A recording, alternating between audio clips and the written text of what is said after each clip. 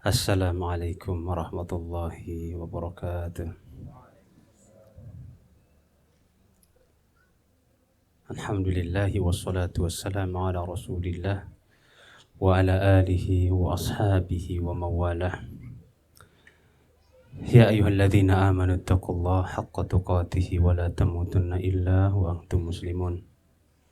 Ya ayyuhan nasu taqu rabbakum alladzi khalaqakum min nafsin wahidah wa khalaqa minha zawjaha wa batha minhuma rijalan katsiran wa nisaa'a واتقوا الله الذي تساءلون به والأرحام إن الله كان عليكم رقيبا يا أيها الذين آمنوا اتقوا الله وقولوا قولا سديدا يصلح لكم أعمالكم ويغفر لكم ذنوبكم ومن يطع الله ورسوله فقد فاز فوزا عظيما أما بعد.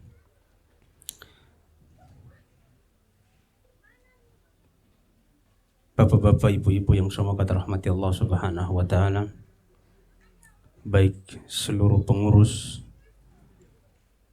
TK Salman dan juga seluruh staf TK Salman dan juga orang tua yang telah ikut berpartisipasi, kami mengucapkan banyak terima kasih.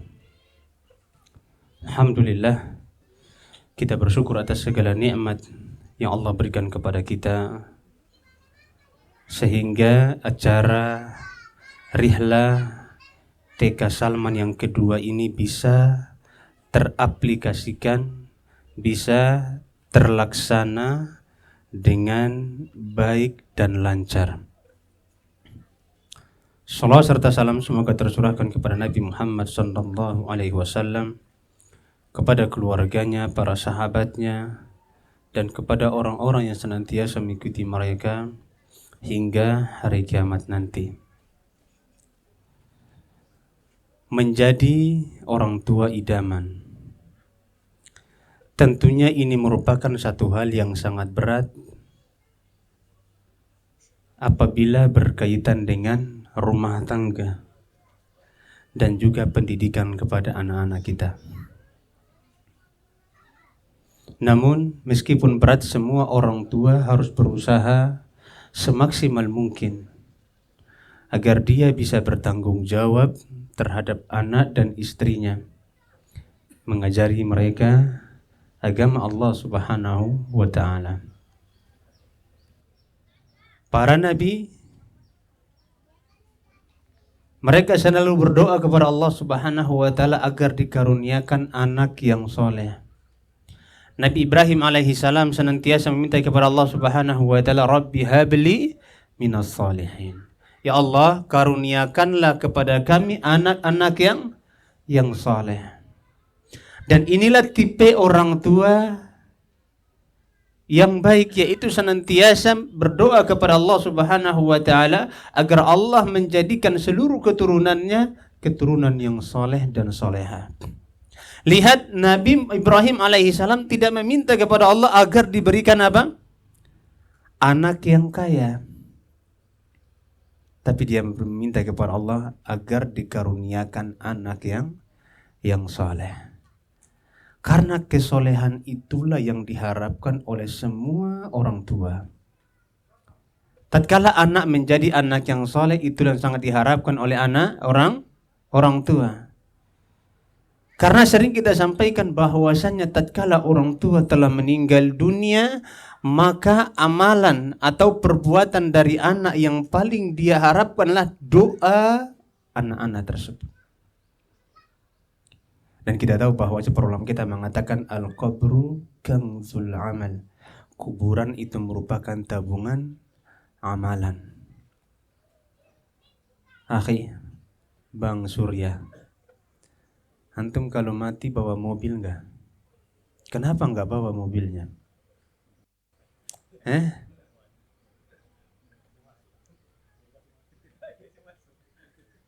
Kenapa?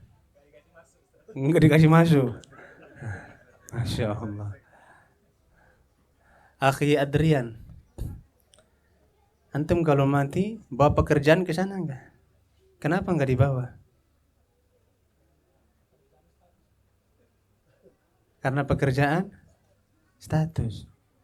Jangan antum tahu bahwa kenapa kita nggak mau pekerjaan kubur kita, padahal dulu di dunia pekerjaan itu yang paling kita bangga-banggakan. Sampai kadang-kadang sholat kita gara pekerjaan. Ternyata kita nggak bawa sampai mati. Makanya bapak-bapak, ibu-ibu yang semoga dirahmati Allah Subhanahu wa taala. Kalau kita paham bagaimana fananya dunia ini, orang tua mungkin tidak akan berharap anaknya menjadi orang yang sukses secara duniawinya. Bahkan dia hanya berharap bagaimana anaknya bisa sukses secara ukhrawi. Bagaimana hal itu bisa terrealisasi dalam rumah tangga dan pendidikan anak-anak kita. Bapak Ibu yang semoga dirahmati Allah Subhanahu wa taala. Mulailah pendidikan itu dari rumah kita. Sering saya sampaikan bahwasannya anak-anak kita jangan sampai bisa baca Al-Quran itu karena sebab orang lain. Tapi mulailah dari rumahnya. Dia mengenal alif ba ta tha itu dari orang tuanya. Makanya dalam hal ini, kalau seandainya seorang bapak itu sibuk untuk bekerja, maka jangan sampai ibu juga disuruh kerja. Para ulama kita mengatakan al-ummu madrasatun. Ibu itu sekolah. Idza a'adatta syi'ban tayyibal a'rab. Kalau seandainya kau menyiapkannya, maka seakan engkau menyiapkan generasi yang baik. Jadi mulai dari mana? Dari seorang ibu. Kemudian yang pertama dari seorang ayah, kemudian dari seorang ibu, menjadi apa?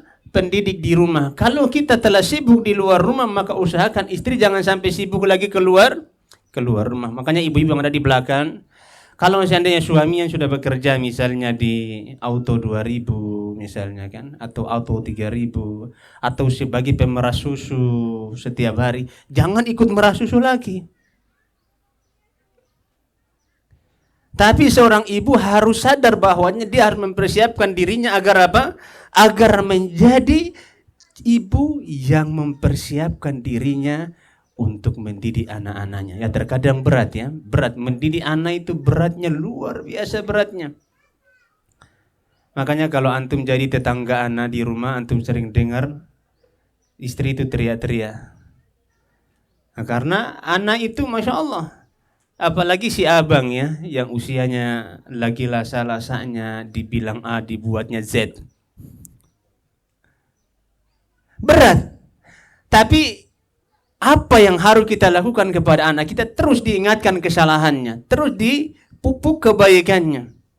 Dan ingat dalam masalah pendidikan anak, kadang-kadang orang tua terlalu membanding-bandingkan anaknya yang satu dengan yang lainnya. Ini tidak boleh. Ini enggak boleh. Misalnya anak yang nomor 1 hafalannya cepat. Anak yang nomor 2 hafalannya kurang cepat. Anak yang nomor 3 hafalannya cepat. Setiap hari dia mengatakan, nak kamu harus seperti kakakmu. Kakakmu tepat loh hafalannya, kakakmu begini. Ini tidak boleh dalam Islam. Karena itu akan membunuh karakter anak tersebut. Maka orang tua harus menjadi contoh dan teladan di rumah. Ya meskipun ini adalah satu hal yang sangat berat yang kita lakukan.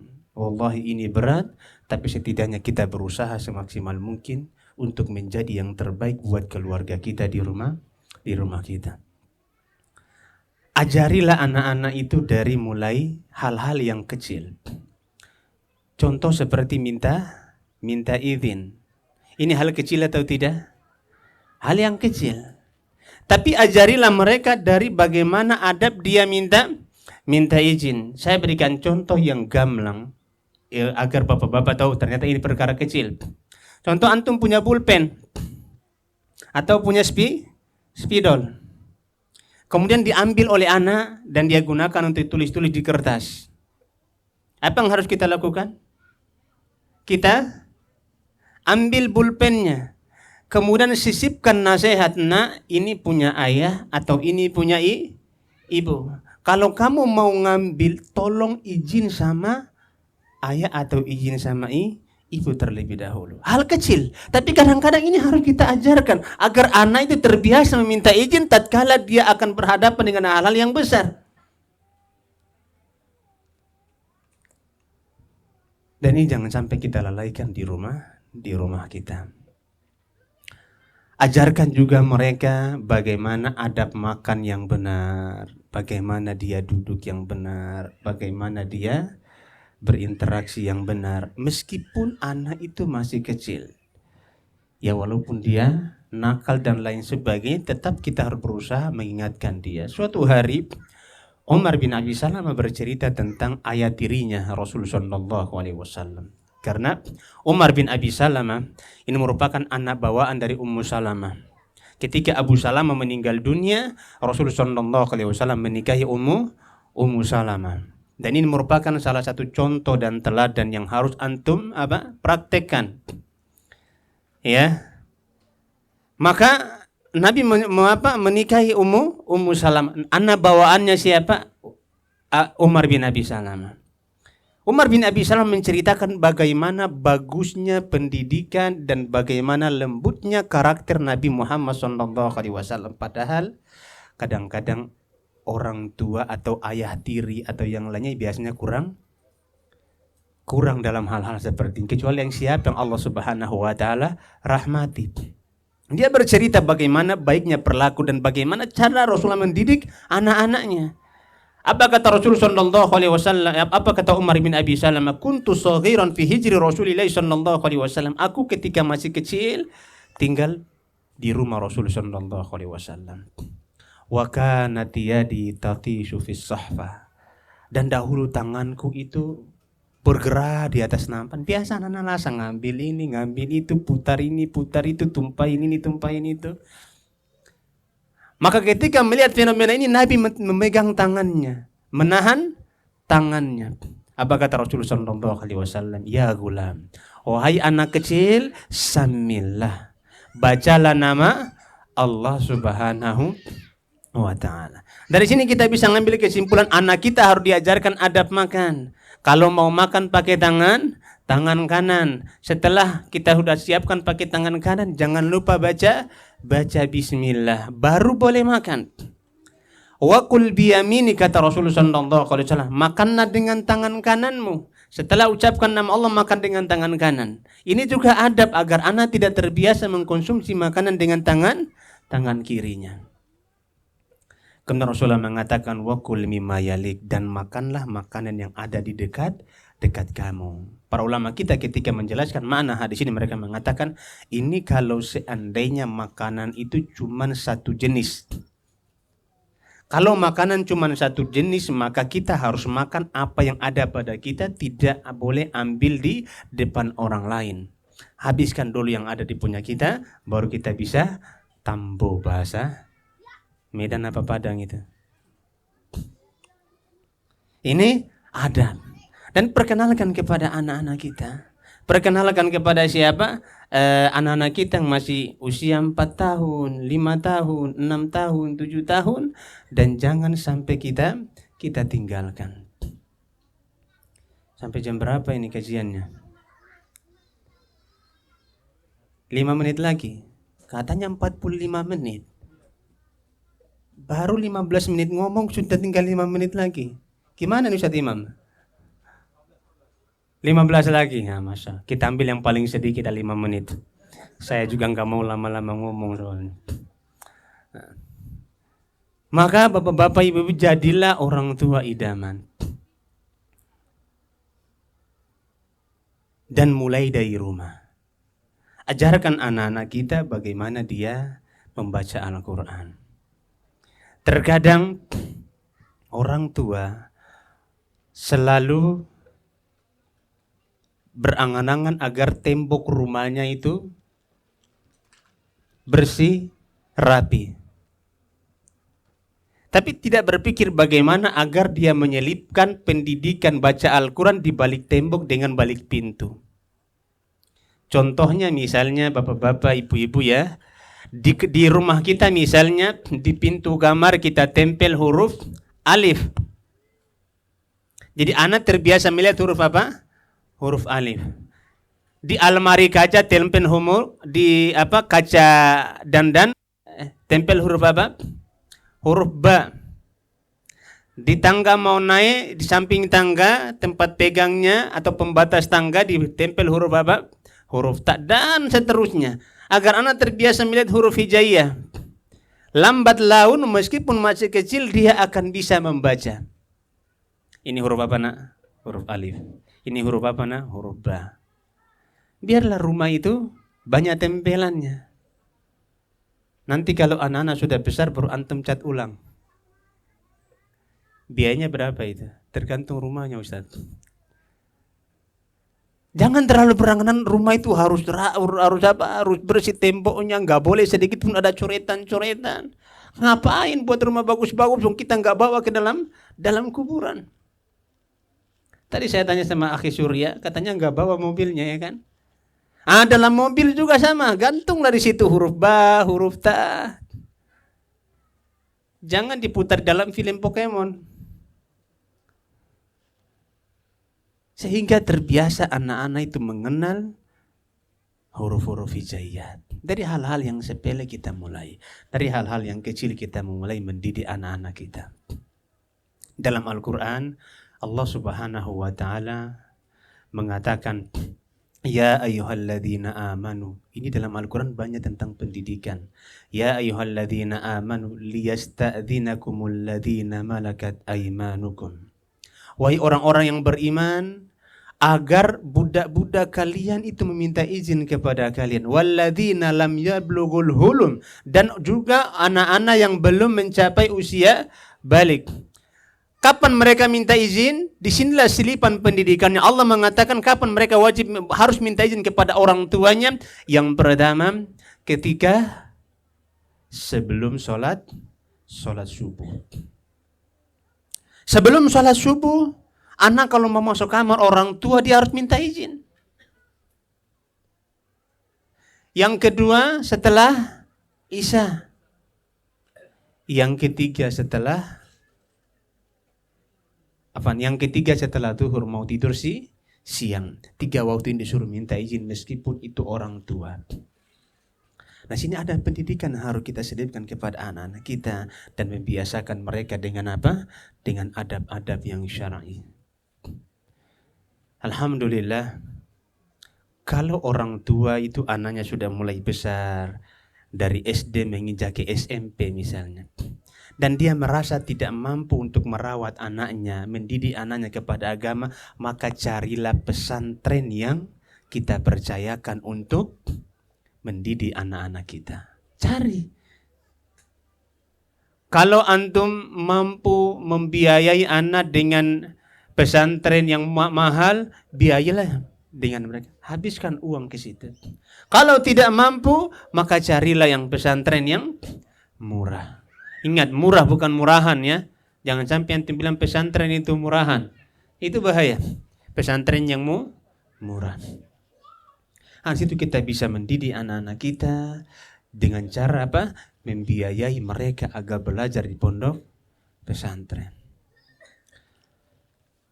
Mungkin sekian yang bisa kami sampaikan, mudah-mudahan bermanfaat untuk kita semuanya. Mau makan ini? Kok udah ambil makanan? Saya kalau lihat makanan gak konsentrasi soalnya.